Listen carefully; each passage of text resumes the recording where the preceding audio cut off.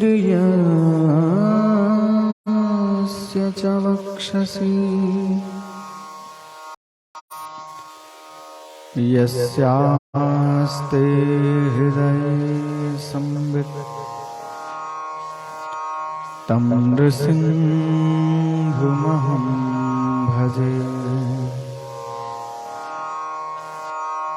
विश्वसर्ग विसर्गादिनवलक्षणलक्षितम्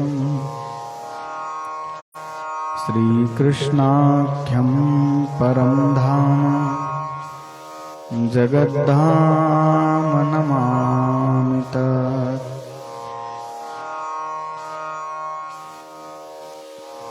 ध्येयं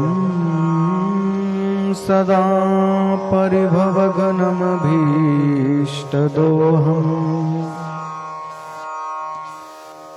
तीर्थास्पदं शिवविधिं चिनुतं शरण्यं। वृत्यार्तिहं प्रणतपालभवाब्धिपोतम् वन्दे महापुरुषते चरणारविन्दम्।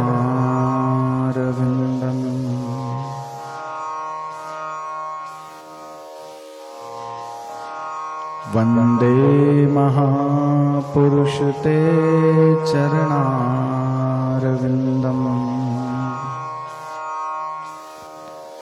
वैदेही सहितं सुरद्रुमतले हैमे महामण्डपे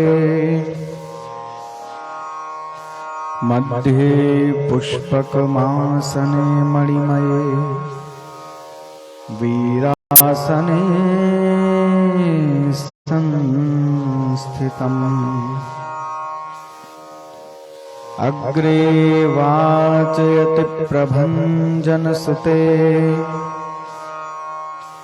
तत्त्वं मुनिभ्यः परम्। व्याख्यान्तं भरतादिभिः परिवृतं रामं भजे श्यामलम्। वामे भूमिसुता पुरस्तु हनुमान् पश्चात् सुमित्रासुतः शत्रुघ्नो भरतस्य पार्श्वदलयोर्वायवादिकोणेषु च सुग्रीवस्य विभीषणस्य युवराट् तारासुतो जाम्बवान् मध्ये नीलसरोजकोमलरुचिं रामं भजे श्यामलम्। नमोऽस्तु रामाय सलक्ष्मणाय देव्यै च तस्यै जनकात्मजायै। नमोऽस्तु रुद्रेन्द्रयमानिलेभ्यो नमोऽस्तु चन्द्रार्कमरुद्गणेभ्यः। मनोजवं मारुततुल्यवेगम् जितेन्द्रियं बुद्धिमतां वरिष्ठम् वातात्मजं वानरयूथमुख्यम् श्रीरामदूतं शरणं प्रपद्ये।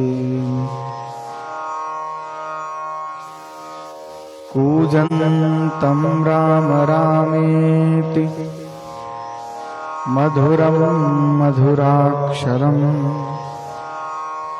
आरुह्य कविता शाखा वन्दे वाल्मीकिकोकिलम्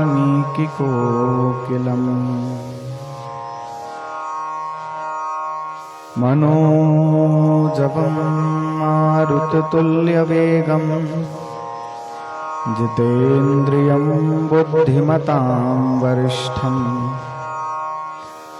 वातात्मजं वानरयूथमुख्यम्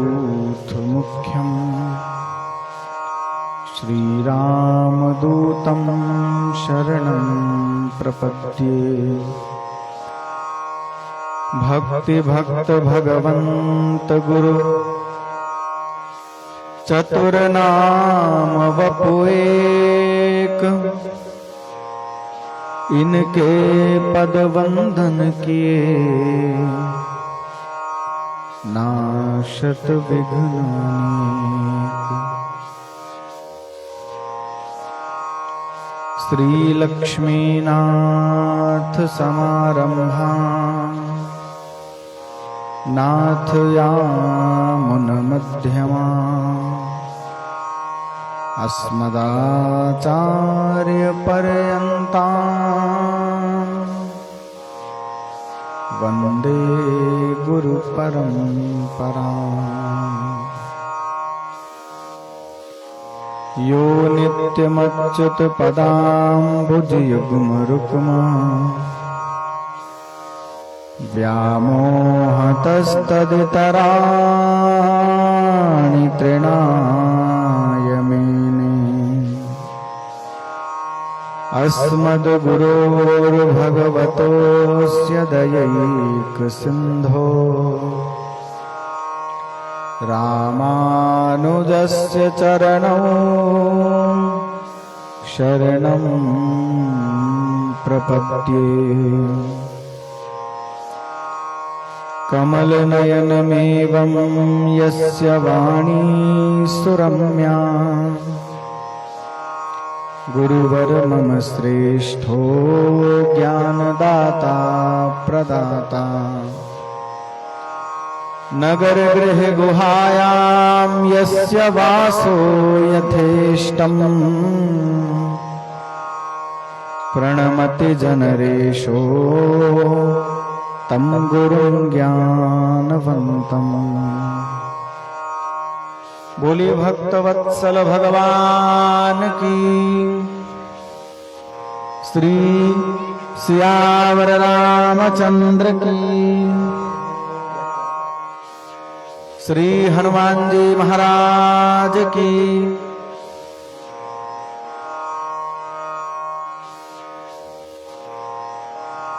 श्री राघवेंद्र सरकार।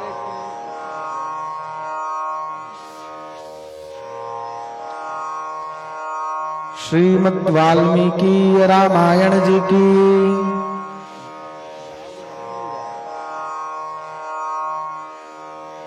श्री हनुमान जी महाराज की। श्री शंकर भगवान की। गोस्वामी श्री तुलसीदास जी महाराज की।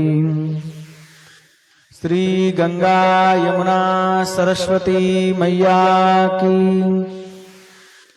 श्री तीर्थराज प्रयागराज महाराज की। श्री सद्गुरुदेव भगवान की।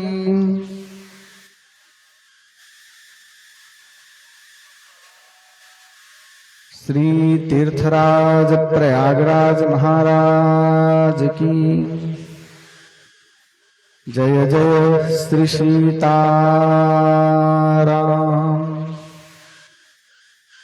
भगवान नाम स्मरण कर वाणी को पवित्र कर लिया जाए, फिर जैसे प्रभु कृपा सेवा करने का प्रयास किया जाएगा। श्री राम जय जय राम।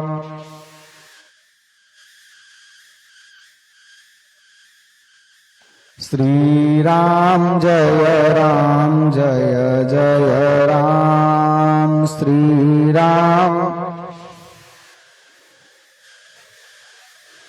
श्री राम जय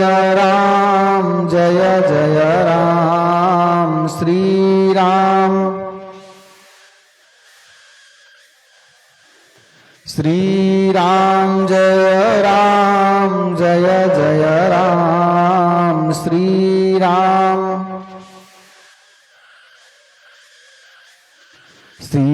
सीताराम जय सीताराम सीताराम जय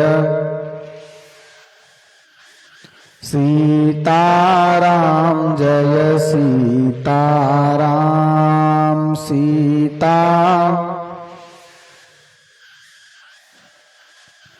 श्री राम जय जय राम श्री राम श्री राम जय जय राम श्री राम जय राम सीताराम जय सीताराम सीताराम जय श्री राम जय जय राम श्री राम श्री राम जय जय राम श्री राम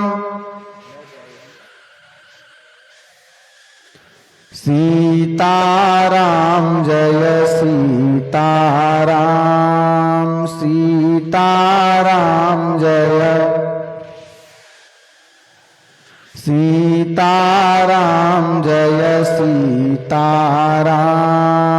सीताराम जय श्री राम जय जय राम श्री राम जय राम सीताराम जय सीताराम सीताराम जय जय रघुनंदन जय सिया राम जय रघुनंदन जय रघुनंदन जय सिया राम जय रघुनंदन जानकी वल्लभ सीताराम जानकी वल्लभ जानकी वल्लभ सीताराम जानकी वल्लभ कमला विमला मिथिला धाम कमला विमला अवध सरयू सीताराम अवध सरयू अवध सरयू सीताराम अवध सरयू जय सिया राम जय जय हनुमान जय सिया राम जय सिया राम जय जय हनुमान जय सिया राम जय सीताराम जय सीताराम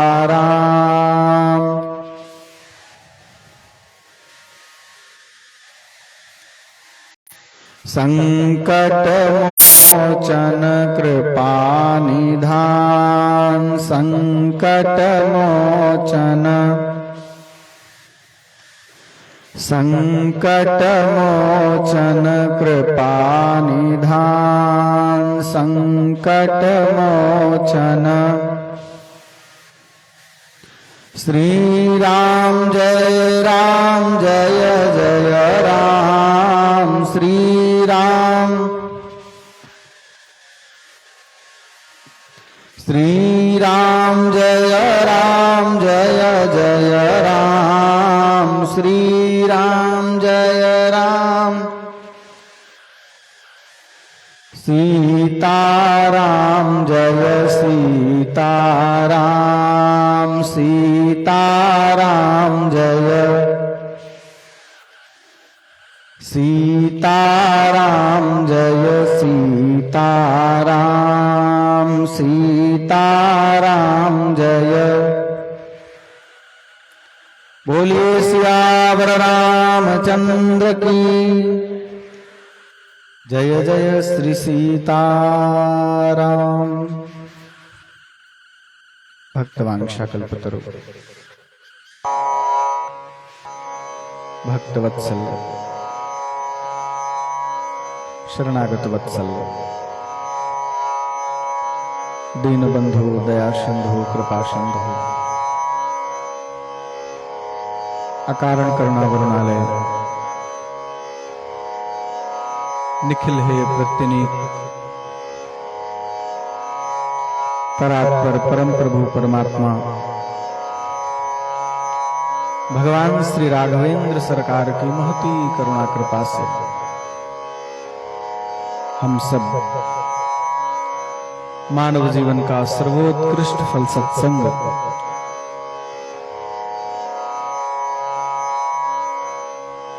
श्रीमद् वाल्मीकि रामायण की मंगलमयी कथा के माध्यम से अत्यंत सहजता एवं सुलभता में प्राप्त कर रहे हैं।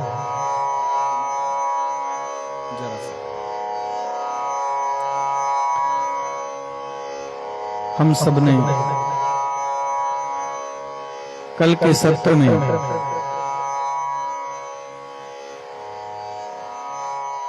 रामायण जी के महात्म्य को श्रवण किया है।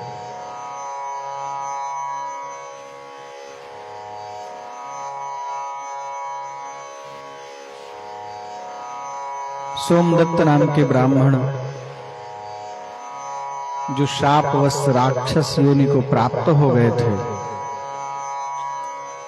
रामायण महाकाव्य के श्रवण से, श्री रामचरित्र के श्रवण से उनका जो राक्षसत्व था वो निवृत्त हो गया।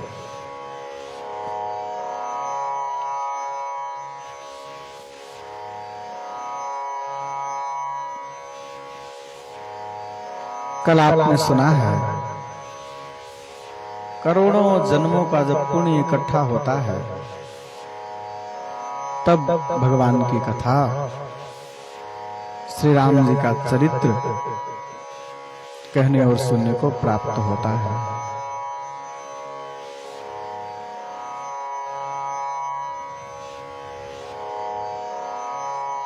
बोलिए भक्तवत्सल भगवान की। आसीत् पुरा द्वापरे च सुमतिर्नाम भूपतिः सोमवंशोद्भवः श्रीमान् सप्तद्वीपैकनायकः।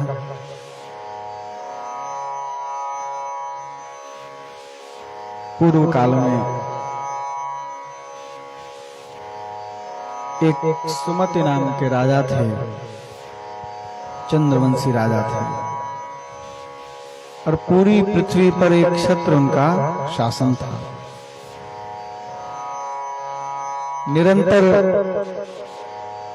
भगवान की सेवा पूजा में वो लगे रहते थे। धर्मात्मा सत्य संपन्नः, धर्मनिष्ठ थे और सदा सत्य बोलते थे। सर्व संपद विभूषितः, समस्त संपत्तियों से सुशोभित थे।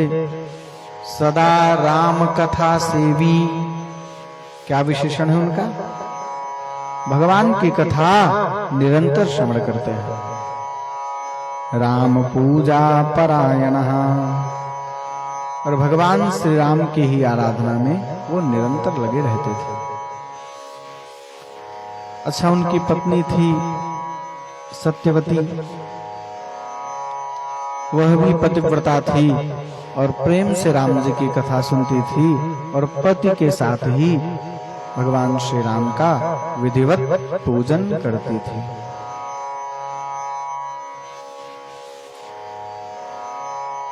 एक दिन विभांडक मुनि अपने बहुत से शिष्यों के साथ राजा के पास आए। राजा ने मुनि की अगवानी की, स्वागत किया, यथायोग्य आसन दिया बैठने के लिए।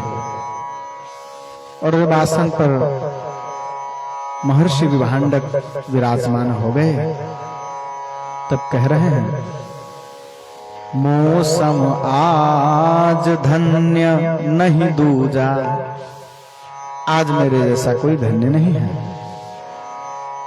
आज आपके आगमन से मैं कृतार्थ हो गया। यत्र स्यान् महतां प्रेमा तत्र स्युः सर्वसंपदः। जिस स्थान पर महत् पुरुषों का सम्मान होता हो, संतों से लोग प्रेम करते हो, भक्तों से प्रेम करते हो, कहते हैं वहां सारी संपत्तियां स्वयं ही आ जाती हैं। यदि व्यक्ति धर्म का पालन कर रहा है तो संपत्ति एकत्रित करने की उसको आवश्यकता नहीं है, अपने आप आ जाएगी। समुद्र क्या कामना करता है कोई नदी मुझ में आकर मिले? समुद्र की अपनी कोई इच्छा नहीं है, फिर भी सारी नदियां समुद्र की ओर दौड़ी दौड़ी जा रही हैं। अरे जिमी सरिता सागर मह जाही, यद्यपि ताहि कामना नाही। सागर की कोई कामना नहीं है, फिर भी नदियां जा रही हैं। तिमि सुख संपत्ति बिनहि बोलाए, धर्मशील पहि जाहि सुहाए। यदि व्यक्ति धर्म संपन्न है, आचरण संपन्न है, भगवत प्रेम से संपन्न है, महत्पुरुषों के चरणों में उसकी प्रीति है, संतों के चरणों में प्रेम है, तो उसको सुख संपत्ति खोजनी नहीं पड़ेगी, वो अपने आप दौड़ी दौड़ी चली आएगी। जैसे नदियां सब सागर में जा रही हैं।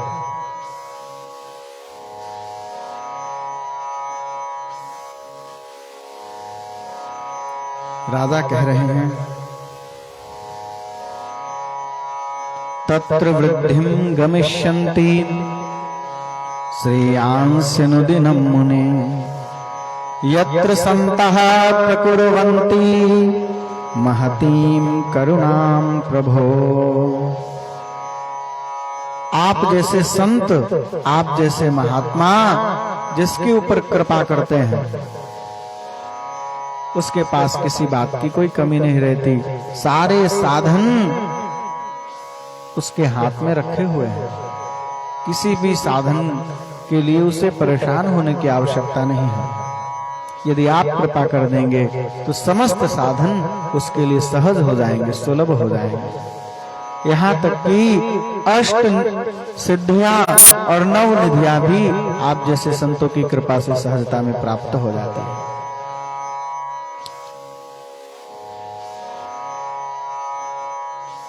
आज आपके दर्शन से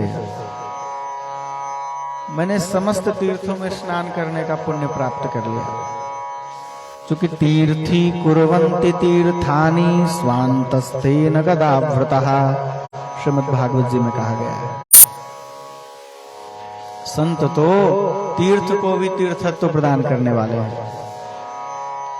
आप जैसे संतों के दर्शन से समस्त तीर्थों में स्नान करने का पुण्य सहज ही मिलता है। बहुत सी बातें राजा ने कही, सबको महर्षि विभांडक ने सुना। कह रहे हैं, राजन यदुक्तम भवता तत्सर्वं त्वत्कुलोचितम, विनयावनताः सर्वे परम श्रेयो भजन्ति। हे राजन, आप जो कुछ कह रहे हैं निश्चित रूप से वह आपके ही अनुरूप है। जो वास्तव में धर्म संपन्न है, शील संपन्न है, सद्गुणों से संपन्न है, वही महत्पुरुषों के आगे झुकता है। मैं तुम्हारे ऊपर बहुत प्रसन्न हूं। एक बात तुमसे पूछना चाहता हूं। मैं जो तुमसे पूछ रहा हूं वह तुम मुझे बताओ। भगवान को संतुष्ट करने के लिए बहुत से पुराण कहे गए हैं। 18 पुराण हैं, 18 महापुराण हैं, 18 पुराण हैं, 18 उप पुराण हैं, महाभारत है, वेद है, बहुत से साधन है भगवान की प्राप्ति के। लेकिन इन सब को छोड़ करके तुम केवल और केवल रामायण का आश्रय ले रखे हो। तुम भी और तुम्हारी पत्नी भी निरंतर रामायण का तुम लोग पाठ करते हो। देखिए, कल के महात्म्य हमने कहा था, जिस स्थान पर नित्य रामायण जी का पाठ होता है वह स्थान तीर्थ हो जाता है।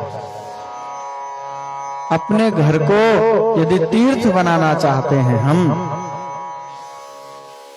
देवताओं के रहने योग्य स्थान बनाना चाहते हैं, तो नित्य रामायण जी के पाठ से बड़ा दूसरा कोई साधन नहीं है।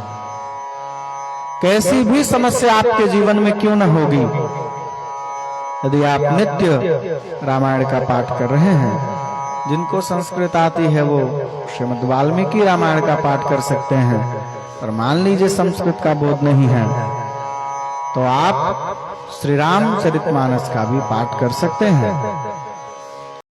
श्री रामचरितमानस भी राम जी के ही स्वरूप है।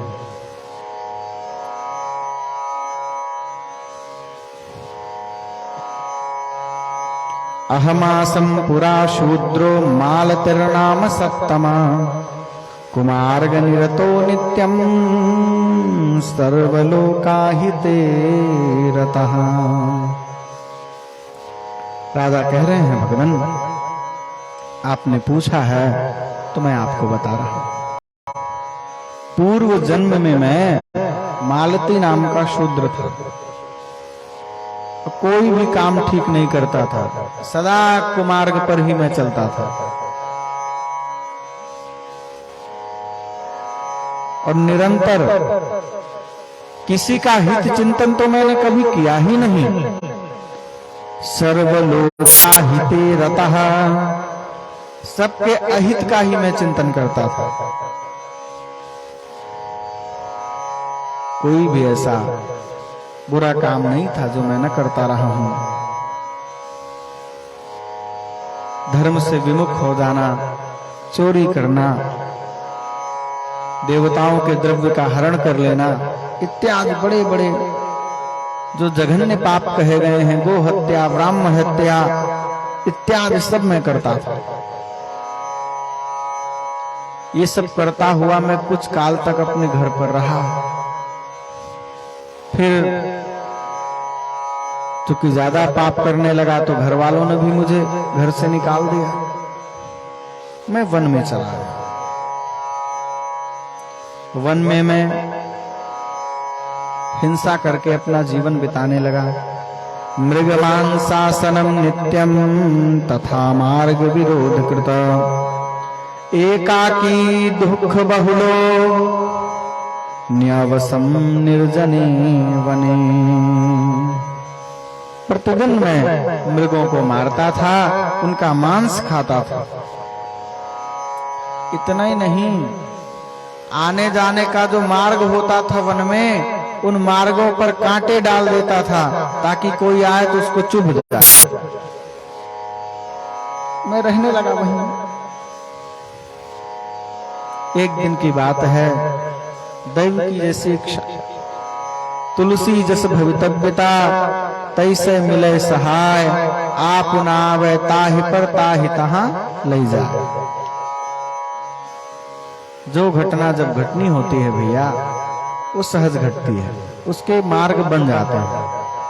भवितव्यानाम द्वाराणि भवन्ति सर्वत्र, कालिदास जी ने कहा है अभिज्ञान में। भवितव्यता के लिए द्वार बहुत हैं। किसी कवि ने कहा था,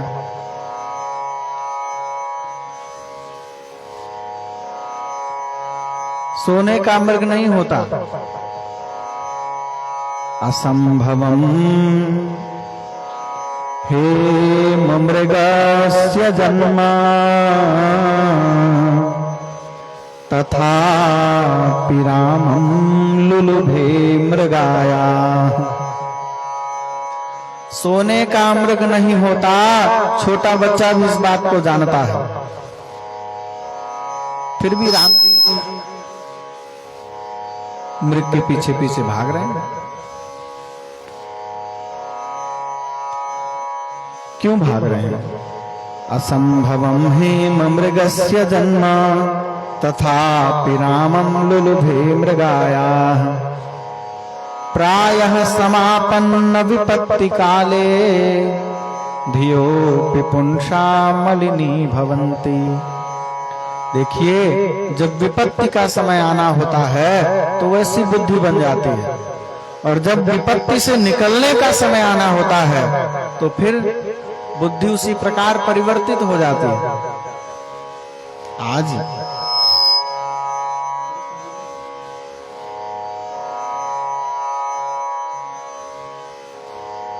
भक्तवत्सल भगवान की एकदा छुत परिश्रांतो निद्रा घोर्णः पिपाशितः वसिष्ठस्याश्रमं दैवा दपस्यं निर्जने वने। भूख अपनी कथा सुना रहा है। वो कौन? राजा।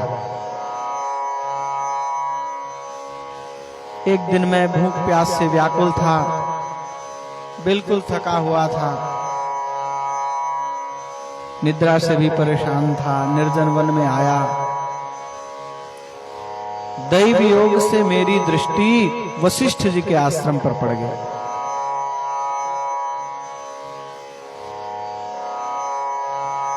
हंस कारंडवा कीर्णम तत्समीपे महात्सरः। वशिष्ठ जी का आश्रम था, समीप में बड़ा सुंदर सरोवर था। हंस इत्यादि पक्षी वहां कलरव कर रहे थे। मैंने सरोवर में जाकर जल पिया, वहीं बैठ करके अपनी थकावट दूर की। वृक्षों के कुछ पत्ते इत्यादि खा करके अपनी भूख मिटाई। मैं वशिष्ठ जी के आश्रम के पास ही निवास करने लगा। टूटे फूटे जो शिलाएं पड़ी थी, पत्थर पड़ी थी, उन शिलाओं को जोड़ करके मैंने दीवार खड़ी की। फिर पत्ते इत्यादि घास फूस तिनकों को जोड़ करके एक छोटा सा घर बना लिया, और व्याधों की वृत्ति का आश्रय लेकर के मैं वहीं रहने लगा, वशिष्ठ जी के आश्रम के समीप। और कितने दिनों तक रहा? 20 वर्ष तक वहां रहा। आप सोचिए,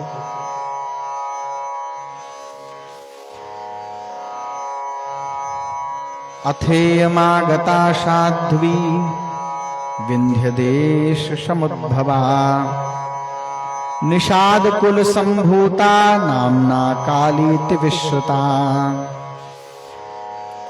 कुछ दिनों बाद राजा कह रहे हैं, मेरी पत्नी भी ये जो है इसका पूर्व जन्म में नाम काली था। निषाद कुल में उत्पन्न हुई थी विंध्य प्रदेश में। इसके भाई बंधुओं ने इसका त्याग कर दिया था, अत्यंत वृद्ध हो चुकी थी। भूख प्यास से शिथिल थी, उसी वन में आ पहुंची जहां मैं रहता था। मैंने इसको देख करके मेरे मन में दया आ गई, पीने के लिए जल दिया, खाने के लिए चूंकि मैं मांस ही खाता था तो इसको भी मांस दिया, और जो जंगली फल इत्यादि थे वो सब दिए खाने के लिए। निवेदयत् स्वकर्माणि तानि शृणु महामुने, यम काली तो नामना वै निषाद कुल संभवा। फिर पूछा, भाई तुम कौन हो? तो उसने बताया, मैं काली हूं, निषाद कुल में उत्पन्न हुई हूं। मेरे पिता का नाम दाविक था, मैं उसकी पुत्री हूं। चोरी करना मेरे पिताजी का काम था। एक दिन बंधु वर्गैः परित्यक्ता यतो हतवती पतिम, अपने पति की हत्या कर दी थी उसने, इसीलिए बंधु बांधवों ने उसे घर से निकाल दिया था। अपनी सारी बात उसने मुझे बताई। हम दोनों ही वशिष्ठ जी के आश्रम के निकट रहने लगे। एक दिन की बात है, हम लोग अपनी जीविका के लिए कुछ उद्यम करते ही थे, भाई पशुओं को मारना कुछ भी। तो वशिष्ठ जी के आश्रम पर ही चले गए। वहां बड़े बड़े ऋषि मुनि सब आए हुए थे, समाज जुटा हुआ था, माघ का महीना लगा हुआ था। ब्राह्मण ऋषि रामायण का पाठ कर रहे थे। निराहारौ च विक्रांतौ क्षुत्पिपाशा प्रपीडितौ, हम लोगों ने कई दिनों से भोजन नहीं किया था। कुछ भी प्रयास करके खाने में हम असमर्थ हो चुके थे भूख प्यास के कारण। अब इतनी भी ताकत नहीं बची थी कि कुछ उद्योग कर सके। बिना इच्छा के ही भूखे प्यासे हम लोग 9 दिनों तक वहां पड़े रहे। 9 दिन तक रामायण की वहां कथा हो रही थी। हम दोनों ने रामायण की कथा सुनी, यद्यपि इच्छा से नहीं सुनी, कोई काम नहीं था, कहीं आ जा नहीं सकते थे, पड़े मजबूरी में सुनी। उसका क्या प्रभाव हुआ? जैसे ही हम लोगों ने कथा सुनी, कथा पूरी हुई, महात्मा सब अपने अपने आश्रमों को चल दिए। हमारी आयु भी उसी समय पूर्ण हो गई और हम दोनों की मृत्यु हो गई। कर्मणा तेन तुष्टात्मा भगवान मधुसूदनः स्वदूतान् प्रेषयामाश मदाहरण कारणात्। चूंकि हमने राम कथा सुनी थी, इसलिए हमारे ऊपर भगवान प्रसन्न हो गए और हम दोनों को लेने के लिए भगवान ने विमान भेज दिया। उनके विमान में बैठ करके हम लोग भगवान के धाम पहुंचे। लिखा है, चक्रपाणी भगवान नारायण के पास पहुंच गए। बहुत काल तक वहां रहे।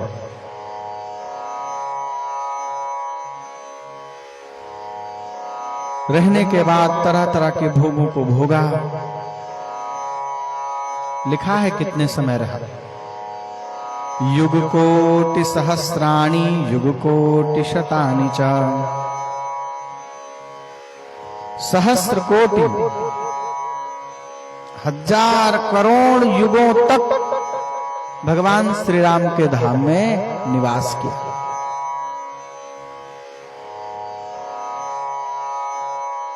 उतने ही काल तक ब्रह्मा जी के लोक में गए, वहां निवास किया। फिर इंद्रलोक में आ गए और उतने समय तक इंद्रलोक में निवास किया।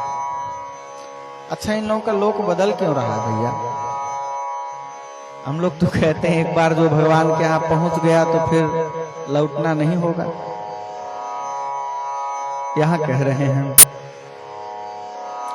लौटता तो कोई नहीं, यह बात सत्य है, पर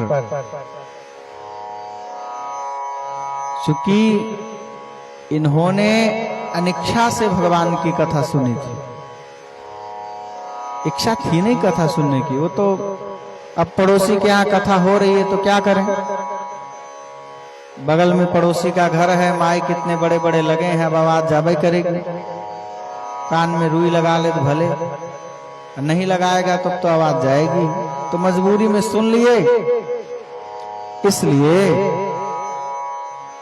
भगवान के लोक तक तो पहुंच गए पर स्थिरता प्राप्त नहीं हुई, क्योंकि अभी मन में भोग भोगने की इच्छा भी बनी हुई थी। अगर वासना है तो भगवान के पास पहुंच करके भी नीचे आ जाना पड़ेगा। विभीषण जी राम जी की शरण में आए। राम जी ने देखते ही क्या कहा, अरे कहु लंकेश सहित परिवारा, कुशल कुठार बास तुम्हारा। कहिए लंकेश आप कैसे हैं, परिवार के सहित आप कुशल से तो हैं। विभीषण जी कह रहे हैं लंकेश मैं नहीं हूं, लंकेश मेरे भैया रावण हैं। नहीं भाई, अब तो आप ही लंकेश बनेंगे, हमने कह दिया तो कह दिया। किसी ने राम जी से कहा आप विभीषण को लंकेश कह दिए हो, लंका का राजा बनेंगे। अच्छा, कहे भर नहीं दिए, तुरंत समुद्र से जल मंगवा करके अभिषेक भी कर दिया, आज से आप ही लंकेश हैं। वो रावण अब लंकेश नहीं है, हमने घोषणा कर दी। मान लीजिए बार बार आप रावण को समझा रहे हैं, कभी हनुमान जी के माध्यम से, तो कभी अंगद के माध्यम से, कभी किसी के माध्यम से बार बार संदेशा भेजते हैं, राम जी मेरी शरण में आ जाओ। हनुमान जी भी गए तो समझाए थे, राम चरण पंकज धरहु, लंका अचल राज तुम करहु। राम चरण पंकज धरहु,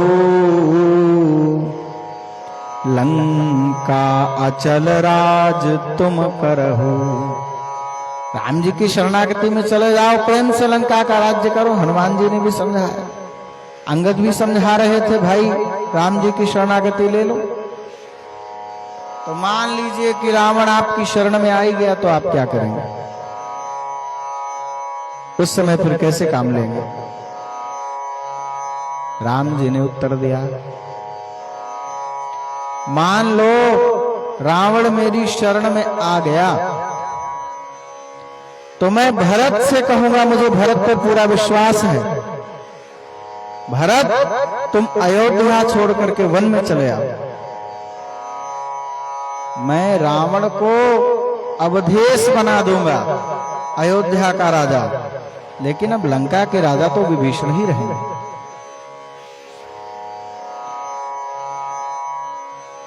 विभीषण जी के मन में कभी कोई वासना थी, कहा राम जी से, उर कछु प्रथम वासना रही। कभी मन में था कि मैं भी लंका का राजा बनूं, लेकिन आपका दर्शन प्राप्त करने के बाद जीव पाव निज सहज स्वरूपा, आपका दर्शन मिलते ही तो जीव अपने सहज स्वरूप में स्थित हो जाता है। फिर अब राज्य प्राप्त करने की इच्छा कहाँ रह गई मन में? लेकिन राम जी ने कहा, आपके हृदय में चूंकि वासना थी, आप राज्य भोगिए, उस वासना को नष्ट करिए, फिर मेरे धाम आइए। तो इन लोगों के मन में भी भाई भोग की वासना तो थी ही, राम कथा सुनने के कारण उद्धार हो गया, भगवान के धाम पहुंच गए, ठीक है, पर कहीं ना कहीं जो वासना थी, उस वासना को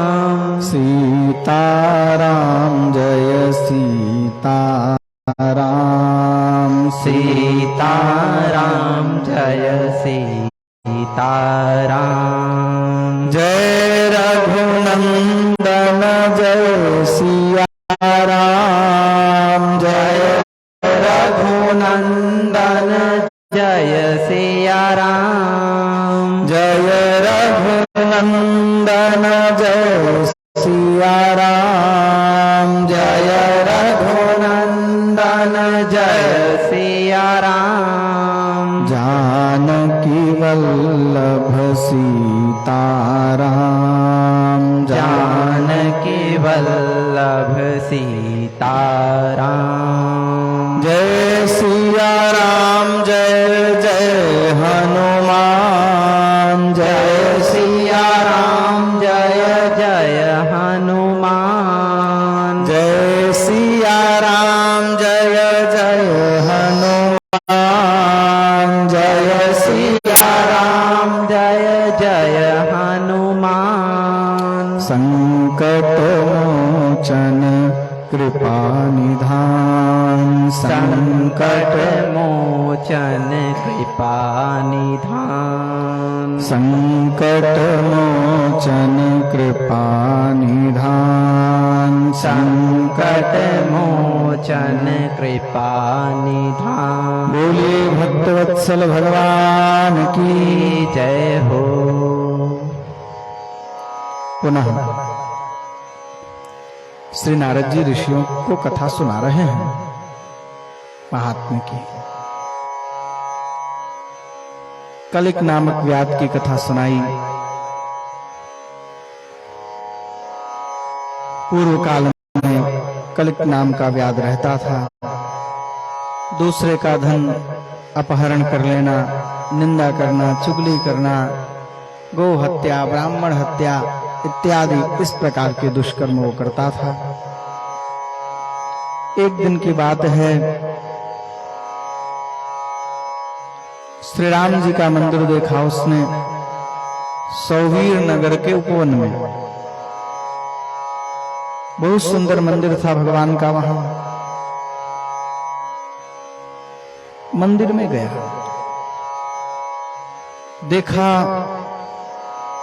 मंदिर में उत्तंक ऋषि बैठे हुए हैं और भगवान का ध्यान कर रहे हैं। अच्छा, उसने सोचा कि धन चुराऊंगा तो ये महात्मा रोकेंगे, बाधा बनेंगे, तो पहले इनको निपटाएं। महात्मा चले जाएं तो फिर धन लेकर चला जाऊंगा। तो महात्मा के भाई ऊपर वो चढ़ बैठा, एक पैर से उनकी छाती को दबा दिया, हाथ से गला पकड़ लिया। अब बेचारे महात्मा चिल्लाने लगे, कह रहे हैं, भो भो साधो वृथा माम त्वम हनिष्यसि निरागसम। अरे भले आदमी, छोड़ दो हमको, जबरदस्ती क्यों दावे चले जा रहे हो? अरे न कोई बात न विवाद, बस पकड़ा, पटक के सीधा गले में हाथ लगा दिया, पैर छाती में धर दिया। हमने तो कोई अपराध तुम्हारा किया नहीं, क्यों मार रहे हो हमको? छोड़ो। बड़ा कहा, देखो भाई, जो सज्जन होते हैं निरपराध व्यक्ति की हिंसा नहीं करते।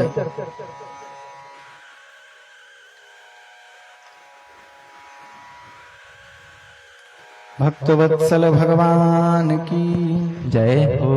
बहुत प्रकार से समझाया उसको। कह रहे हैं, अहो विधिर्वै बलवान बाधते बहुधा जनान सर्वसंगो विहीनोपि बाध्यते तो दुरात्मना। क्या कह रहे हैं? अरे भाई, विधाता बहुत बलवान है, विधि की गति को कोई नहीं जान सकता, नाना प्रकार से लोगों को कष्ट देती है विधि की गति। बताओ, मैंने कोई अपराध नहीं किया था, फिर भी ये आकर के मेरे ऊपर चढ़ा हुआ है, मुझे मार देना चाहता है। सज्जन व्यक्ति को भी बताओ, अकारण ही लोग पीड़ा दिए चले जा रहे हैं। इतना कहा, इतना कहा, कि वह जो कलिक नाम का व्याध था, उसने उनकी गर्दन से हाथ हटा लिया और छाती से पैर हटा लिया और पश्चाताप करने लगा। हाथ जोड़ करके कह रहा है, मेरे अपराध को क्षमा कर दीजिए। अहम वै पापधीर नित्यम महापापम समाचरम कथम में निष्कृत भूयात् कमयामि शरणम विभो। हे भगवान, मेरी जो बुद्धि है सदा सर्वदा पाप में ही लगी रहती है। सदा सर्वदा मेरी बुद्धि पाप में डूबी रहती थी। मैंने निरंतर बड़े बड़े पाप किए हैं, पापों का ही आचरण किया है। मेरा उद्धार कैसे होगा? मैं किसकी शरण में जाऊं? क्या करूं? आप मेरे ऊपर कृपा करें। उत्तंक कहने लगे, यद्यपि तुमने अपराध तो किया है, चूंकि इतने सारे पाप किए हैं, लेकिन फिर भी तुम धन्य हो। क्यों धन्य हो? चूंकि तुम अपने उद्धार का मार्ग खोज रहे हो। पाप किए हो ये तो कोई बात नहीं, मान लो चलो भूलवशात कैसे भी स्वभाववशात पाप हो गए, पर अब पाप से तुम निवृत्त होना चाहते हो, यह बड़ी बात है।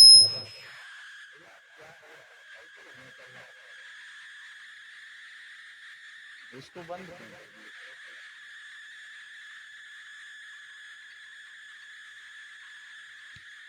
भक्तवत्सल भगवान की जय हो। श्रीमन्नारायण नारायण नारायण श्रीमन्नारायण नारायण नारायण श्रीमन्नारायण नारायण नारायण श्रीमन्नारायण नारायण नारायण श्रीमन्नारायण नारायण नारायण श्रीमन्नारायण नारायण नारायण श्रीमन्नारायण नारायण नारायण श्रीमन्नारायण नारायण नारायण भजमन्नारायण नारायण नारायण भजमन्नारायण नारायण नारायण भजमन्नारायण नारायण नारायण भजमन्नारायण नारायण नारायण लक्ष्मी नारायण नारायण नारायण लक्ष्मी नारायण नारायण नारायण लक्ष्मी नारायण नारायण नारायण लक्ष्मी नारायण नारायण नारायण बद्री नारायण नारायण नारायण बद्री नारायण नारायण नारायण बद्री नारायण नारायण नारायण बद्री नारायण नारायण नारायण बोलिए भक्तवत्सल भगवान की जय हो। ऋषि उत्तंक कह रहे हैं, तुम्हें चैत्र मास के शुक्ल पक्ष में भगवान श्री राम की कथा सुननी चाहिए। उसके श्रवण मात्र से मनुष्य समस्त पापों से छूट जाता है। ऐसा ही हुआ। भगवान श्री राम की कथा नवान्न क्रम से श्रवण की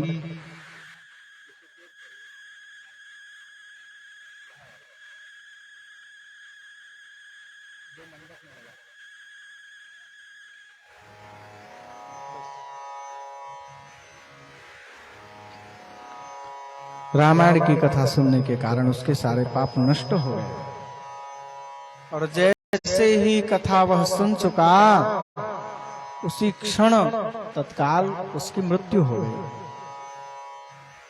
उतंकः पतितं वीक्ष्य लुब्धकं तं दयापरः एतद्दृष्ट्वा विस्मितश्च अस्तौषीत् कमलापतिम्। व्याध को धरती पर पड़ा हुआ देख करके उत्तंक ऋषि को बड़ा आश्चर्य हुआ। भगवान का स्तवन किया उन्होंने।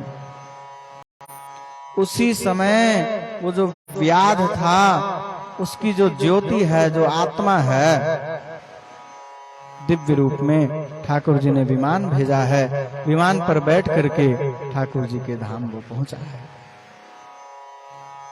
उत्तंक ऋषि से प्रार्थना भी की है, आपकी कृपा से मैं इस महान पातक से मुक्त हो चुका हूँ। आपको प्रणाम करता हूँ। आपके प्रति जो मुझसे अपराध हुआ है, मेरे उस अपराध को आप क्षमा करिए।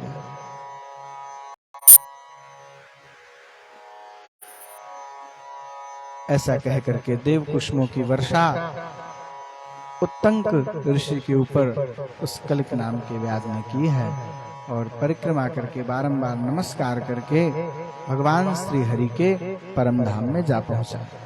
बोलिए भक्तवत्सल भगवान की। रामायण के श्रवण की विधि भी बताई गई है। यथा समय वृंदावन बिहारी लाल की। कल तो बढ़िया था, आज डिस्टर्ब।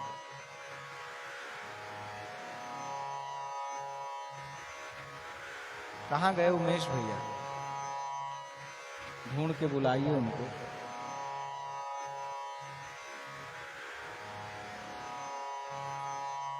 श्रीमन्नारायण नारायण नारायण श्रीमन्नारायण। बोलिए श्रीमन्नारायण नारायण नारायण श्रीमन्।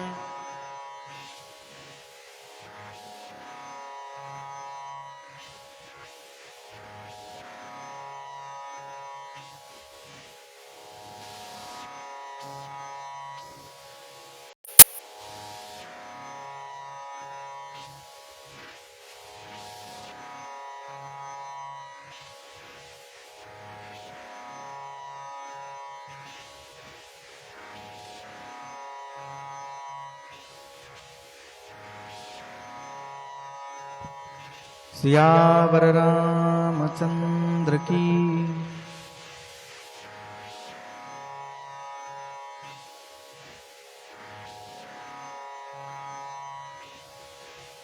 भक्ति और श्रद्धा पूर्वक रामायण की कथा श्रवण करनी चाहिए। जो कथाव्रती है, अनुष्ठान जिसने ले रखा है, उसको चाहिए कि 9 दिन तक क्षौर न करवाए, शुद्ध सात्विक भोजन करे, गरिष्ठ भोजन न करे, हल्का भोजन करे। यद्यपि श्रेष्ठ तो है कि भाई फल फलाहार कुछ ले ले, पर मान लीजिए स्वास्थ्य आजकल साथ नहीं देता किसी का, तो प्रेम से सात्विक हल्का भोजन लीजिए और राम जी की कथा को श्रवण करिए। जो विधि पूर्वक भगवान की कथा को सुनते हैं वो निश्चित रूप से ठाकुर जी की कृपा के पात्र बनते हैं। 9 दिन तक कथावृत्ति को चाहिए कि वह विकारों से अलग रहे, काम क्रोध लोभ मोह इत्यादि सबसे दूर रहे। नास्ति गंगा समम तीर्थम, गंगा जी के समान कोई दूसरा तीर्थ नहीं है। नास्ति मातृ समो गुरुहु, और मां के समान दूसरा कोई गुरु नहीं है। नास्ति विष्णु समो देवो, भगवान विष्णु नारायण से बढ़कर के कोई दूसरा देवता नहीं है। नास्ति रामायणात् परम, उसी प्रकार ग्रंथों में रामायण जी से बढ़कर के दूसरा कोई नहीं है। देखिए, विद्वान के लिए जितना कठिन है ना, मूर्ख के लिए उतना ही सरल। विद्वानों के लिए जितना कठिन है, भोले भाले सीधे साधे जो कुछ नहीं जानता आदमी, उसके लिए उतना ही सरल। नास्ति वेद समम शास्त्रम, वेदों के समान दूसरा कोई शास्त्र नहीं। नास्ति शांति समम सुखम, शांति से बढ़कर के कोई सुख नहीं है। नास्ति शांति परम ज्योतिर, शांति से बढ़कर के कोई ज्योति भी नहीं है। और नास्ति रामायणात् परम, रामायण जी से बढ़कर के दूसरा कोई काव्य नहीं है, दूसरा कोई ग्रंथ नहीं है। रामायण जी की महिमा को पुनः पुनः प्रतिष्ठित कर रहे हैं। कुल मिलाकर के कह रहे हैं यहां पर, जो प्रतिदिन रामायण का पाठ अथवा श्रवण करता है, ऐसे लोग संसार में रहते हुए भी मुक्त हैं, संसार में बंधे नहीं हैं, जो नित्य रामायण जी का पाठ कर रहे हैं। बड़े बड़े यतियों को, मुनियों को भी रामायण की कथा सुननी चाहिए। बोलिए भक्त वत्सल भगवान की जय हो। इतना ही नहीं, जो लोग नित्य राम जी की कथा कहते हैं, सुनते हैं, कीर्तन करते हैं भगवान के नाम का, उनके लिए किसी भी तीर्थ के सेवन की कोई आवश्यकता नहीं है। कर लें तो अच्छी बात है, पर मान लीजिए किसी तीर्थ में नहीं जा पा रहे हैं, कोई दान नहीं कर पा रहे हैं, तो रामायण का पाठ कर लिया तो आपको सभी तीर्थों में स्नान का पुण्य मिल गया, सब दान करने का पुण्य मिल गया। इसलिए रामायण जी की अनंत महिमा है। आइए हम सब रामायण जी में प्रवेश लें। तपः स्वाध्याय निरतम, ओम तपः स्वाध्याय निरतम, तपस्वी वाग्विदां वरम, नारदं परिपप्रक्ष वाल्मीकिर्मुनिपुंगवम्। श्रीमद् वाल्मीकि रामायण की रचना महर्षि वाल्मीकि जी ने की है, आप सब श्रवण कर रहे हैं। एक समय की बात है, वाल्मीकि जी का विशेषण यहां क्या दिया जा रहा है? तपः स्वाध्याय निरतम, निरंतर श्री वाल्मीकि जी तपस्या और स्वाध्याय में निरत रहते हैं, लगे रहते हैं, निरंतर स्वाध्याय करते हैं, तपस्या करते हैं। ऐसे जो तपस्वी श्री वाल्मीकि जी हैं, श्री नारद जी से प्रश्न कर रहे हैं, कोन्वस्मिन् साम्प्रतं लोके गुणवान् कस्य वीर्यवान्, धर्मज्ञस्य कृतज्ञस्य सत्यवाक्यो दृढ़व्रतः। हे देवर्षि, मैं आज आपसे पूछना चाहता हूं, इस समय इस संसार में सबसे अधिक गुणवान कौन है, सबसे अधिक वीर कौन है, धर्मज्ञ कौन है, सत्यव्रती कौन है, दृढ़ प्रतिज्ञ कौन है, समस्त सदाचारों से युक्त इस समय कौन है? जिसने काम को जीत लिया हो, क्रोध को जीत लिया हो, लोभ को जीत लिया हो, मोह को जीत लिया हो, ऐसा इस समय कौन है? मैं जानना चाहता हूं। नारद जी कह रहे हैं, इक्ष्वाकु वंश प्रभवो रामो नाम जनई श्रुतः। ऐसा तो भाई जैसा आप पूछ रहे हो एक ही है। कौन? बोले इक्ष्वाकु वंश में श्री राम जी हुए हैं, उन श्री राम जी ही ऐसे हैं जो दृढ़ प्रतिज्ञ है। जो प्रतिज्ञा कर ली तो फिर वो कर ली। निश्चय कर लिया राम जी ने कि 14 वर्ष वन में रहना है, तो फिर भरत जी भी आए मनाने के लिए, तो राम जी लौट कर नहीं गए, जबकि पिताजी तो हैं भी नहीं। पिताजी का शरीर पूरा हो गया, चाहते तो लौट जाते। राम जी को रोकने वाला कौन था? कोई नहीं था, लेकिन राम जी नहीं रुके, क्योंकि राम जी दृढ़ प्रतिज्ञ हैं। रामो द्विर नाभिभाषते, श्री वाल्मीकि जी कहते हैं। राम कभी दोबारा नहीं बोलते, एक बार ही राम जी बोलते हैं। जो कह दिया सो कह दिया, फिर उसमें कोई विचार नहीं है। विभीषण को कह दिया लंकेश, तो फिर विभीषण लंकेश। सुग्रीव को राजा मित्र बना लिया, तो फिर सुग्रीव मित्र हो गए। बाद में सुग्रीव ने कितना ही अपराध किया, लेकिन ठाकुर जी ने क्या उनको अपने मित्र के पद से हटाया? अच्छा, रावण को, बाली को क्यों मारे राम जी?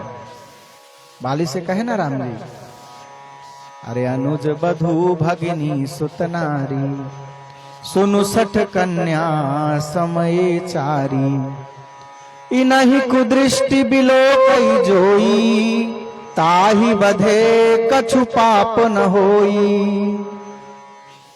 जो बुरी दृष्टि रखता है उसको मारने का कोई दोष नहीं लगता है।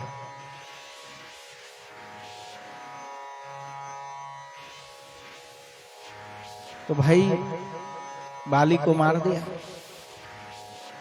रावण को भी मार दिया। रावण ने भी यही गलती की, सीता जी को चुरा ले गया, पर स्त्री गमन किया ना, दूसरे की स्त्री को चुरा करके ले गया। बाली ने भी यही गलती किया, सुग्रीव की पत्नी को अपने सानिध्य में रख लिया, तो मार दिया भगवान। ऐसे पापी को जीने का अधिकार नहीं है। लेकिन जेहि अघ बधे व्याध जिमि बाली, सोई सुकंठ पुनि कीन्ह कुचाली। जिस पाप के लिए बाली को राम जी ने मार दिया, वही अपराध सुग्रीव कर रहे हैं। छोटे भाई की पत्नी यदि पुत्री है, तो बड़े भाई की पत्नी भी तो मां है, शास्त्र के अनुसार। सुग्रीव ने भी वही गलती किया। सोई कर तूति विभीषण केरी, वही गलती विभीषण भी करे। लेकिन सपने हूं सो न राम ही हेरी। राम जी सपने में भी पलट करके नहीं देखते सुग्रीव क्या कर रहे हैं और विभीषण क्या कर रहे हैं। क्यों? भाई अपने हैं, गलती कर दिए, चलो कोई बात नहीं। गलती पर यदि भगवान दृष्टि रखने लग जाए तो क्या इस संसार में कोई बचेगा? कोई ऐसा आदमी नहीं है जिससे गलती ना होती हो। छोटी बड़ी हर व्यक्ति से रोज गलती हो रही, हर क्षण गलती हो रही। अरे रहती न प्रभु चित, बाबा कह रहे हैं मानस में, रहती न प्रभु चित चूक किए की, करत सुरतिशय बारही की। करत सुरतिशय बारही की, रहति न प्रभु चित चूक किए की। ठाकुर जी के चित्त में अपने भक्त का अपराध कभी नहीं आता है। कभी विचार नहीं करते इसने कौन सा अपराध किया। निज अपराध रिसाही न काहू, अपने भी अपराध के लिए वो नाराज नहीं होते। देखिए महर्षि भृगु परीक्षा लेने गए थे। सरस्वती नदी के तट पर सत्र चल रहा था।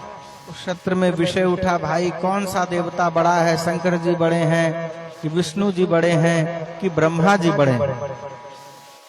छोटे बड़े का बड़ा झगड़ा है। यद्यपि वस्तुतः न तो कोई छोटा है न कोई बड़ा है, तत्वतः सब एक ही हैं। एक है कि नहीं? आप देखिए वो कौन सा त्योहार आता है, चीनी के छोटे छोटे खिलौने बनते हैं, हाथी, घोड़ा, ऊंट, न जाने क्या क्या छोटा छोटा बनता है। दीपावली में बनते हैं क्या? बनते हैं। काहे से बन रहे हैं? सब चीनी से। हाथी पकड़ लिया तो हाथी हो गया, घोड़ा पकड़ लिए तो घोड़ा हो गया, ऊंट पकड़ लिए तो ऊंट बन गया, कलश है तो कलश हो गया। पर वो ना हाथी है, ना घोड़ा है, ना ऊंट है, ना कलश है, वो है चीनी। चीनी से ना सब बना है। सोने के आप कितने ही जेवर बना लीजिए, गले का बना लीजिए, हार बना लीजिए, कान के कुंडल बना लीजिए, और क्या क्या बनते हैं 50 तरह के। सबके नाम अलग अलग हैं, पर वो मूल रूप से है तो सोना ही। वो न हार है, न कंगन है, न बेंदी है, न झुमका है, वो सोना है। उसी प्रकार भाई भगवान तो भगवान है। जिसको शिव समझ में आ रहे हैं वो शिव कह रहा है, जिसे दुर्गा समझ में आ रहे हैं वो दुर्गा कह रहा है, जिसको राम समझ में आ रहे हैं वो राम कह रहा है। वस्तुतः वो राम भी हैं, दुर्गा भी हैं, शिव भी हैं, सब तत्वतः एक ही है। पर लीला की दृष्टि से परीक्षा होनी है त्रिदेवों की। भृगु जी को नियुक्त किया गया, आप जाइए परीक्षा लीजिए। सबसे पहले भृगु जी ब्रह्मा जी के पास गए। उस समय ब्रह्मा जी अपने आसन पर बैठे हुए थे। महर्षि भृगु गए, ब्रह्मा जी को प्रणाम नहीं किया। भृगु जी ब्रह्मा जी के पुत्र हैं, अपना ही लड़का प्रणाम न करे तो बड़ा खराब लग जाता है। ब्रह्मा जी को प्रणाम नहीं किया, चुपचाप जाकर बैठ गए। ब्रह्मा जी रुष्ट हो गए। शिव जी के पास गए, भगवान शिव अपने आसन से खड़े हो गए। भाई ब्रह्मा जी के पुत्र लीला क्रम में भृगु जी भी हैं और भगवान शिव भी हैं। तो भाई मान करके शिव जी खड़े हो गए, आओ हृदय से लग जाओ। लेकिन भृगु जी ने रोक दिया, ठहर जाओ, नजदीक मत आना। पता नहीं कहाँ की राख लपेटे दिन भर टहलते रहते हो, ये मुंडमाला पता नहीं किसकी किसकी लटकाए हो, अपवित्र वेश है तुम्हारा, मुझसे दूर रहना, छूना नहीं। अभी अभी शमशान से चले आ रहे हैं। शंकर जी रुष्ट हो गए, निकाले त्रिशूल। हम जो है भाई मान करके गले लगाना चाहते हैं, तुमको ज्यादा बेद आ रहा है, अभी मार दूंगा, तुम्हारी कहानी खत्म हो जाएगी। पार्वती जी ने चरण पकड़ लिया, महाराज नाराज न होइए, ये तो परीक्षा लेने आए थे। अच्छा चलो कोई बात, अपने को कौन सी परीक्षा देनी है। फिर विष्णु भगवान के पास पहुंचे। लक्ष्मी जी के अंक में गोद में सर रख करके भगवान विश्राम कर रहे हैं। भृगु जी पहुंचे, किसी द्वारपाल की हिम्मत नहीं है रोके। जय विजय को जब से शाप हुआ ना सनकादिकों का, तब से सब द्वारपाल डरते रहते हैं, भाई रोको मत किसी महात्मा को, बिना मतलब शाप मिल जाएगा, 3-4 जन्म राक्षस बनना पड़ेगा। किसी ने नहीं रोका। भृगु जी पहुंच गए, भगवान विश्राम कर रहे थे गोद में सर रख करके। न पैलगी न प्रणाम न जय सिया राम, सीधा पैर उठाए भृगु जी और छाती में जमा दिए भगवान को। सोचिए आप, अपने पत्नी की गोद में सर रख करके कोई सोता हो, कोई तीसरा आदमी आवे छाती में लात मार दे, क्या स्थिति होगी। लेकिन भगवान नाराज नहीं हुए, भृगु जी के चरणों को पकड़ लिया। अतीव कोमलौ तात चरणौ ते महामुने। हे महामुनि, आपके चरण अतीव कोमल हैं, बड़े कोमल हैं। मेरा वक्षस्थल अत्यंत कठोर है, कहीं आपको कोई चोट तो नहीं लगी?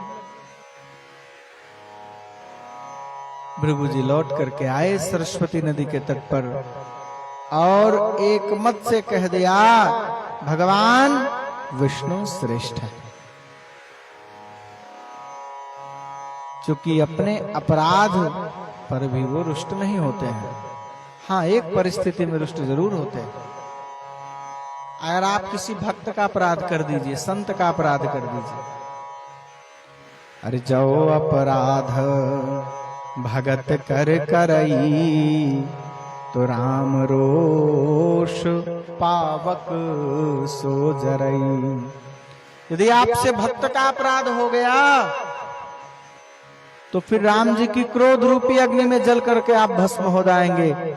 इसलिए एक बार भगवान को भी गाली देना पड़े तो दे देना, देना दीजिएगा हमारे कहने से। तो मान लीजिए गुस्सा में आप दे भी दिए, भगवान रुष्ट नहीं होंगे। लेकिन किसी संत को गाली दे दिए, किसी भगवान के भक्त को गाली दे दिए, तब तो फिर भगवान के कोप का भाजन बनना पड़ेगा। और लाल पीला कपड़ा जो पहने हो वह साधु नहीं है। साधु किसको कहते हैं बताइए? लाल पीला कपड़ा पहन ले वही साधु है। ठीक है, वेश से दिख रहा है, वेश का साधु तो है, पर साधु है कौन? इसका उत्तर आपको श्री रामचरितमानस से हम देते हैं। श्री भरत जी राम जी को मनाने के लिए चित्रकूट जा रहे हैं। तीर्थराज प्रयाग पहुंचे भरत जी, त्रिवेणी के तट पर आ गए, संगम में खड़े हैं भरत जी। आज भरत जी मांग रहे हैं, मांगहु भीख त्यागी निज धर्मो, आरत काहन करई कुकर्मो। आज मैं भीख मांग रहा हूं तीर्थराज प्रयाग आपसे। बगल में कौशल्या जी भी खड़ी थी, साथ में आई थी। कौशल्या जी कह रही है, भरत अपना मुंह बंद करो। तुम्हारे पिता दशरथ इस संसार को छोड़कर चले गए तो क्या सारी संपत्ति लेकर चले गए? अयोध्या की पूरी संपत्ति आज भी पड़ी हुई है, कोई सामान्य संपत्ति नहीं है। त्यक्त्वा सुरेप्सित, जिस लक्ष्मी की कामना बड़े बड़े देवता करते हैं, त्यक्त्वा सुरेप्सित सुदुस्त्यज राज्य लक्ष्मी, जिसको छोड़ना अत्यंत कठिन था, वह राज्य लक्ष्मी। अवध राज सुर राज सिहाही, दशरथ धन सुनि धन दल जाही। इतना अपार वैभव था दशरथ जी के पास, कुबेर लज्जित होता था उनके धन को देख करके। तो भरत, धन कहीं गया नहीं है, तुम भीख मांग रहे हो। क्षत्रिय का धर्म नहीं है भीख मांगना, क्षत्रिय तो अपने पुरुषार्थ से प्राप्त करता है। तुमको चाहिए भी प्रयागराज से तो छीन के ले लो, क्षत्रिय भीख नहीं मांगेगा। भरत जी कह रहे हैं, मां आज मैं क्षत्रिय नहीं हूं। तो कौन हो तुम? आज मैं आर्त हूं, दुखी हूं। आरत काह न करई कुकर्मो। दुखी व्यक्ति, आर्त व्यक्ति कोई भी कुकर्म कर सकता है, आज मुझे मांग लेंगे। तीर्थराज प्रयाग को भी गौरव महसूस होने लगा।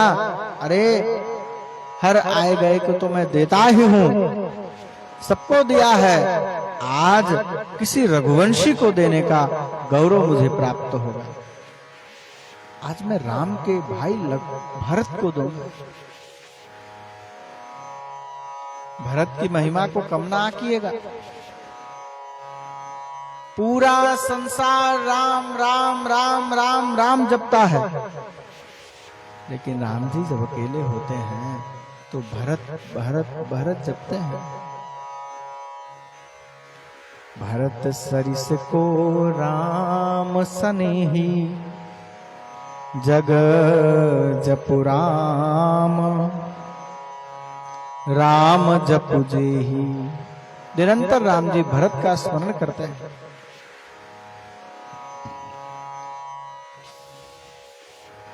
आज मैं भरत को दूंगा। तुरंत कह दिया प्रयागराज ने, अर्थ ले लो। भरत जी ने कह दिया अर्थ ना, नहीं चाहिए अर्थ। धर्म ले लो। अर्थ न धर्म, ना धर्म भी नहीं चाहिए। तो कोई कामना हो आपकी पूरी कर दूं? मेरी कोई कामना नहीं है, मुझे कुछ नहीं चाहिए। अर्थ न धर्म न काम रुचि, तो भाई मोक्ष ले लो। 4 पदार्थ भरा भंडारू, धर्म अर्थ काम मोक्ष मेरे यहां भरा हुआ, मोक्ष ले लो चलो। अर्थ न धर्म न काम रुचि, गति न चाहूं निर्वाण। मोक्ष भी नहीं चाहिए। अरे प्रयागराज तो कपने लगे। 4 ही चीज मेरे पास था, ये 4 इनको नहीं चाहिए। इन्हें क्या चाहिए? क्या चाहिए भरत तुम्हें? जन्म जन्म रति राम पद, यह वरदान न आन। राम जी के चरणों में मेरी प्रीति बढ़ती रहे, बढ़ती रहे, बढ़ती रहे, मुझे यही चाहिए। तो क्या तुम अपने आप को राम जी का बहुत बड़ा प्रेमी कहलवाना चाहते हो क्या? संसार में ये दिखाना चाहते हो कि मेरे से बड़ा राम जी का कोई प्रेमी नहीं है? नहीं नहीं भाई, मैं संसार में प्रदर्शित नहीं करना चाहता हूं। देखिए, भगवत प्रेमी अपने भगवत प्रेम को संसार में प्रकाशित करना नहीं चाहता है। हो जाए वो अलग विषय है, पर वो भीतर से चाहता नहीं है। प्रेम तो गोपनीय रखने का विषय है, प्रदर्शन का विषय नहीं है। प्रेम गोपनीय होना चाहिए, प्रदर्शित नहीं होना चाहिए। प्रदर्शित हो गया फिर तो प्रेम काहे का रह गया, फिर तो दिखावा हो गया। अरे जानहि राम कुटिल कर मोही, लोग कहीं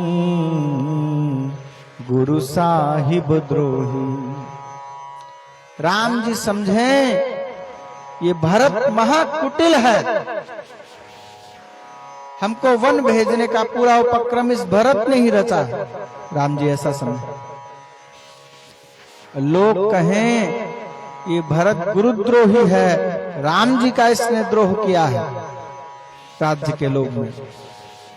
लेकिन सीता राम चरण रति मोरे, अनुदिन बढ़ही अनुग्रह तोरे। श्री सीताराम जी के चरणों में जो मेरा प्रेम है, आप ऐसी कृपा करिए निरंतर बढ़ता रहे, बढ़ता रहे, बढ़ता रहे और बढ़ता ही रहे, कभी खत्म ना हो। तुरंत प्रयागराज ने कह दिया, अरे तात भरत तुम सब विधि साधु, तात भरत तुम सब विधि साधु। राम चरण अनुराग अगाधु, राम चरण अनुराग अगाधु। हे भरत, तुम सब प्रकार से साधु हो, साधु हो, साधु हो। क्यों साधु हो? चूंकि राम चरण अनुराग अगाधु। सूत्र मिला ना? साधु कौन है? जिसका राम जी के चरणों में अगाध प्रेम है। प्रेम नहीं है तो चाहे जितना लाल कपड़ा पहन लीजिए, चाहे पीला पहन लीजिए, जितनी बड़ी दाढ़ी बढ़ाना हो बढ़ा लीजिए, बाल बढ़ा लीजिए, कोई उससे लाभ नहीं है, केवल दिखावा मात्र बन करके रह जाएगा। महत्वपूर्ण है जीवन में भगवत प्रेम। सारी कथाएं भगवत प्रेम के लिए ही कही जा रही हैं। किसी भी प्रकार से मेरे जीवन में भगवान के प्रति प्रेम हो, यदि प्रेम हो जाता है तो हमारा कहना सार्थक है, हमारा सुनना भी सार्थक है। ठाकुर जी कृपा करें, भगवान की कथा कहने सुनने का पुण्य यही मिले, ठाकुर जी के चरणों में प्रीति हो और संसार से मेरा प्रेम हट जाए। बोलिए भक्तवत्सल भगवान की जय हो।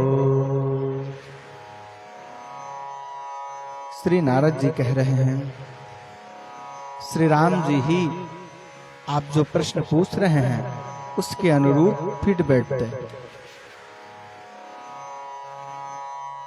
और एक अध्याय में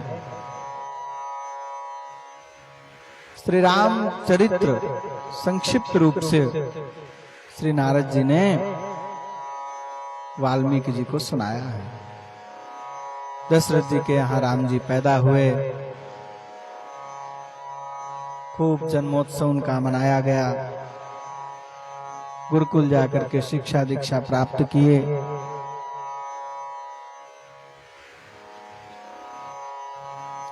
विश्वामित्र जी के साथ भी गए, सीता जी से विवाह किया, लौट करके अयोध्या आए, वनवास गए, बहुत से असुरों को राम जी ने मारा, रावण जानकी जी का अपहरण करके ले गया, शूर्पणखा के नाक कान भी कटवाए हैं ठाकुर जी ने। यह सब जितनी भी कथा है रामचरित्र की, सब कथाएं संक्षिप्त रूप से श्री नारद जी ने सुनाई है वाल्मीकि जी को। क्या कह रहे हैं?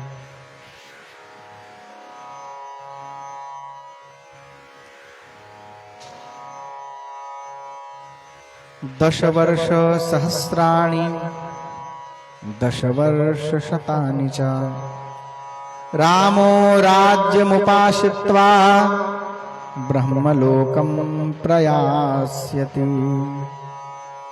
समस्त वैदिक कर्मों का पालन करते हुए राम जी ने अंत में 11,000 वर्ष तक श्रीमद् वाल्मीकि रामायण के अनुसार अयोध्या पर शासन किया है, प्रजा का पालन किया है और अंत में अपने परम धाम को ठाकुर जी पधारे हैं। ये सब कथा श्री वाल्मीकि जी को श्री नारद जी सुना रहे हैं। कथा सुनने के बाद वाल्मीकि जी ने नारद जी का पूजन किया। प्राच्य पद्धति रही है, कथा जिससे भी श्रवण की गई है उसका पूजन किया गया है, उसको प्रणाम किया गया है। श्री शुकदेव जी का भी पूजन परीक्षित जी ने किया था जब श्री शुकदेव जी कथा सुना चुके थे। नारद जी आकाश मार्ग से चले गए। समुहूर्तम गते तस्मिन् देवलोकम मुनिस्तदा जगाम तमसातीरम जानव्यास्त्वविदूरतः।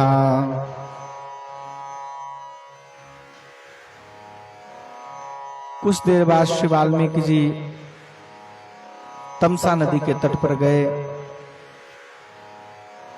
तमसा नदी के तट पर पहुंच गए, उसकी सुंदरता का अपने शिष्यों से वर्णन कर ही रहे थे। उसी समय घटना घट गई। क्या घटना घट गई? तस्याभ्यासे तु मिथुनम चरंत मनपायिनम ददर्श भगवांस्तत्र क्रौंचयोश्चारुनिःश्वनम्। एक क्रौंच पक्षी का जोड़ा जो कभी एक दूसरे से अलग नहीं होते हैं, साथ साथ ही रहते हैं। अगर दोनों को अलग किया तो फिर वो मर जाते हैं। दोनों साथ ही रहते हैं क्रौंच पक्षी। उस जोड़े को देखा। उसी समय एक निषाद वहां आ गया और देखते ही देखते वो जो नर पक्षी था क्रौंच में, नर मादा दोनों थे, तो नर पक्षी को वाल्मीकि जी के देखते ही देखते उस निषाद ने एक बाण मार दिया और वह जो क्रौंच पक्षी था वो मर गया। भैया इसको थोड़ा तो ठीक करो यार। भक्तवत्सल भगवान की जय। श्री राम जय जय राम। श्री राम जय जय राम। श्री राम जय जय राम। श्री राम जय जय राम। श्री राम जय जय राम। श्री राम जय जय राम। श्री राम जय जय राम। श्री राम जय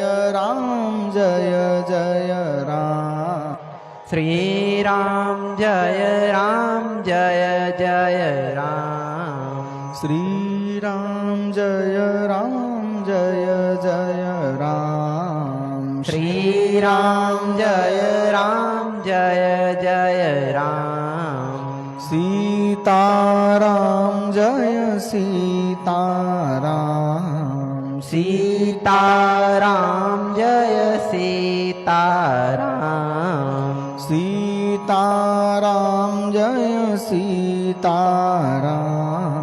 सीताराम जय सीताराम। सीताराम जय सीताराम। सीताराम जय सीताराम। बोलिए सियावर रामचंद्र की जय हो। तम शोडित परीतांगम चेष्टमानं महीतले भार्यां तु निहतं दृष्ट्वा रुराव करुणां गिरम्। वह जो क्रौंच पक्षी था खून से बिल्कुल सन गया, लथपथ हो गया और विलाप करता हुआ पंख को फड़फड़ा रहा है, तड़प रहा है, तड़पता हुआ पृथ्वी पर गिर पड़ा, मृत्यु को प्राप्त हो गया। उसकी जो पत्नी थी क्रौंची चीत्कार करके रो रही है। वियुक्ता पतिना तेना द्विजेन सहचारिणा ताम्रशीर्षेण मत्तेन पत्रिणा सहितेन वै।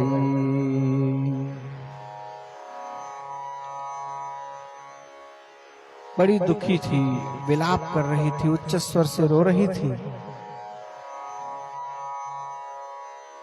इस दुर्दशा को, क्रौंची की दुर्दशा को वाल्मीकि जी ने देखा। देख करके श्री वाल्मीकि जी के हृदय में बड़ी दया आ गई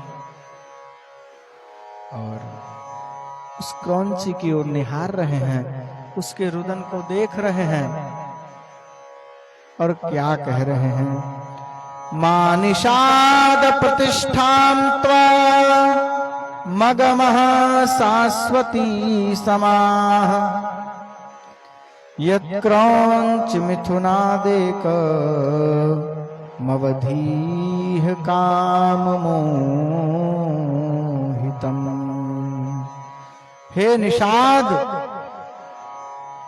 तुझे कभी भी शांति न मिले, कभी शांति न मिले, कभी शांति न मिले तू सदैव अशांत रहे।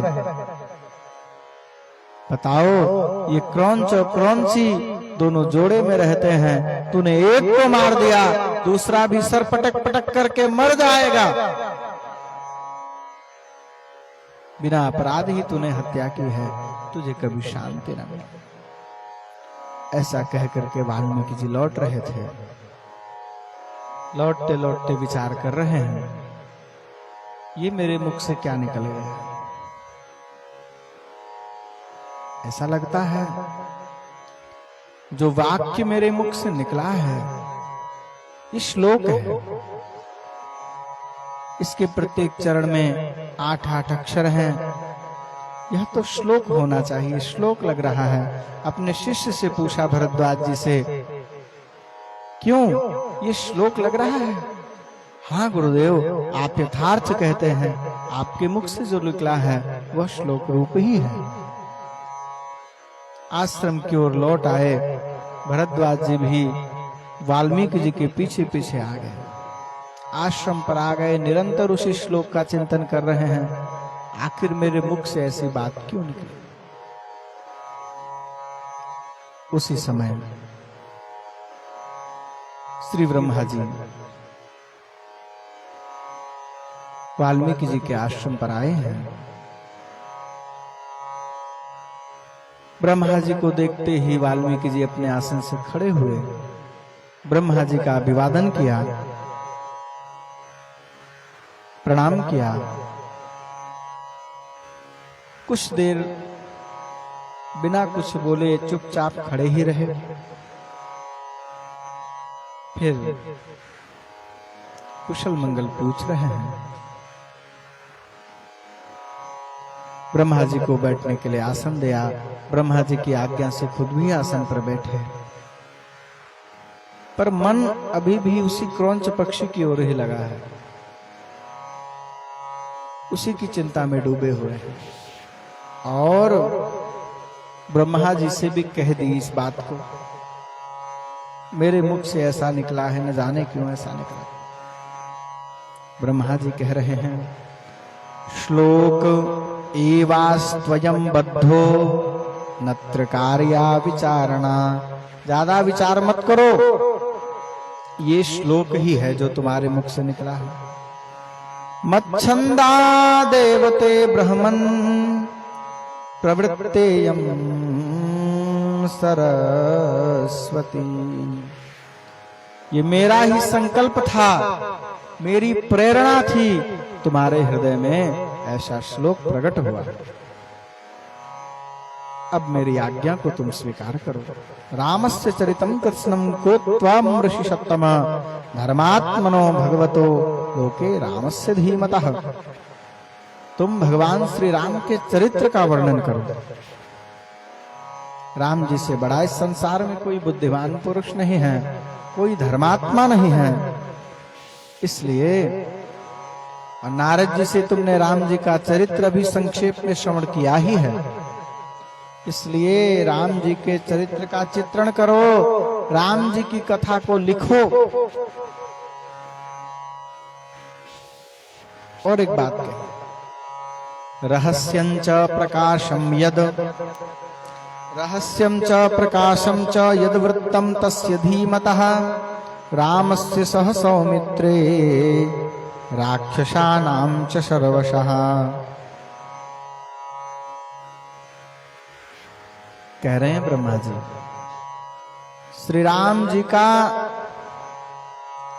भाई कुछ जीवन चरित्र ऐसा होता है जो हम लोग जानते हैं, कुछ ऐसा भी किसी व्यक्ति के जीवन का चरित्र हो सकता है जिसको केवल वही जानता हो।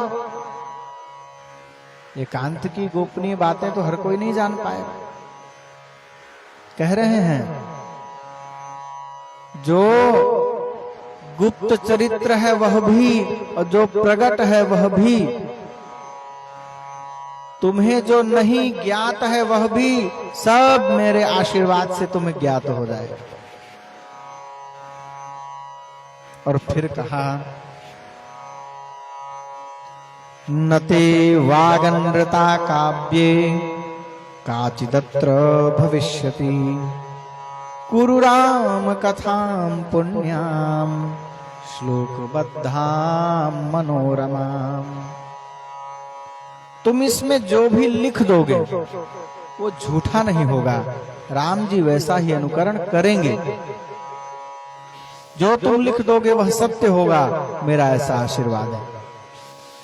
इसलिए तुम राम जी की कथा को लिखो, राम जी की कथा को जन जन में प्रचारित करो, प्रसारित करो।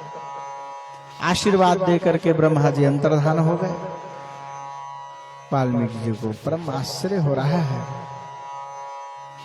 न तो मुझ में कोई ज्ञान है, न कोई पात्रता है, न कोई श्रेष्ठता है, मैं राम जी के गुणों का गान कैसे करूं। हमारा दैन्य ही हमारे भीतर पात्रता को प्रकट करता है। यदि आप में बहुत गुण हैं पर विनम्रता नहीं है, दीनता नहीं है, तो वह गुण श्रेष्ठ नहीं है। वृक्ष में फल लगा तो उस वृक्ष को झुक जाना चाहिए। फल लगने के बाद यदि वह वृक्ष झुक नहीं रहा है तो वह श्रेष्ठ नहीं माना जाएगा। थोड़ी भी आंधी आएगी तो फिर गिर जाएगा।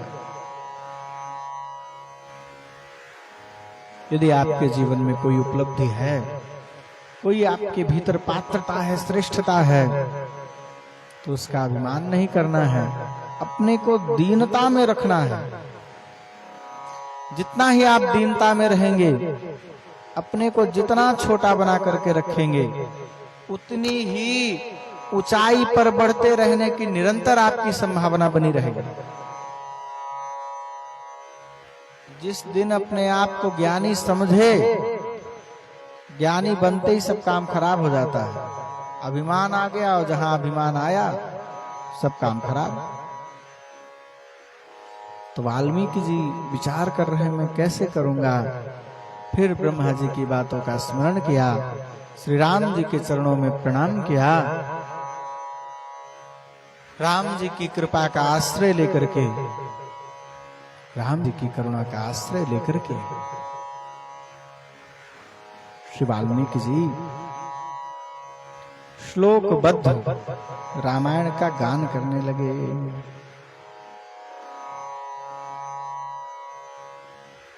तस्य उदार वृत्तार्थ पदैर मनोरमई तदास्य रामस्य चकार कीर्तिमान समाक्षरैः श्लोकशतैर्यशस्विनो यशस्करं काव्यमुदार दर्शनः। बड़े सुंदर सुंदर पदों का प्रयोग करके महर्षि वाल्मीकि ने श्रीमद् वाल्मीकि रामायण की रचना की। काव्य में निबद्ध करके बड़े ही सुंदर ढंग से श्रीमद् वाल्मीकि रामायण को प्रकट किया।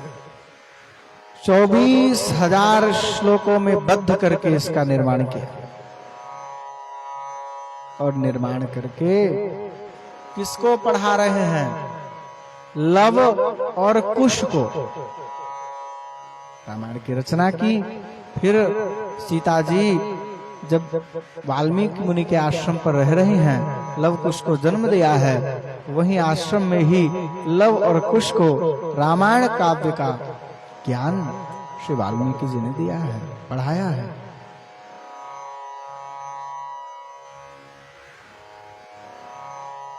पाठये गेये च मधुरम प्रमाणैस्त्रिभिरन्वितम्। सुंदर गायन के योग्य है रामायण महाकाव्य। और लवकुश प्रेम से रामायण का गान करने लगे और मुनियों की सभा में, ऋषियों की सभा में रामायण को गा करके लव और कुश ने सुनाया है। तदनंतर